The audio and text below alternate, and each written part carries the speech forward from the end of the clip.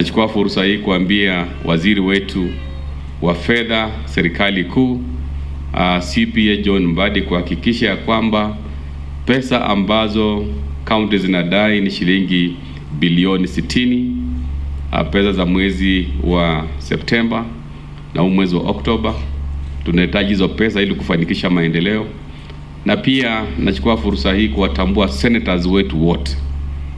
Hivi sasa tuko na stalemate ya mambo ya mgao wa pesa, Division of Revenue Allocation Bill ya 2024, ambayo hivi sasa tunaelekea mediation, na senators wetu ambao tunaunga mkono wameshikilia kwamba the deserved amount ya counties is 400 billion, na pia wamepinga vikali kupunguzwa pesa za barabara ambazo ziko katika conditional grants, na pia pesa ambazo zitafanikisha ujenzi wa industrial parks. Ukienda sehemu zingine, enda kule Kikuyu, walikuwa wameka kwa budget 1.2 billion one constituency ya mabarabara.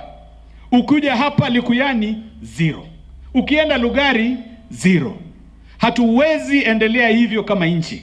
Na ni wakati kama viongozi na pia wananchi tuamue kwa kauli moja kwamba mgao wa serikali kuu lazima ifike katika kila kona ya nchi hii. Na njia moja ya kufanya hivyo, na njia kipekee, ni kuhakikisha kwamba kama tunaweka pesa za maji, kila constituency inapata nini? Pesa za maji. Kama kuna pesa za stima, kila constituency inafanya nini? Inapata pesa za stima.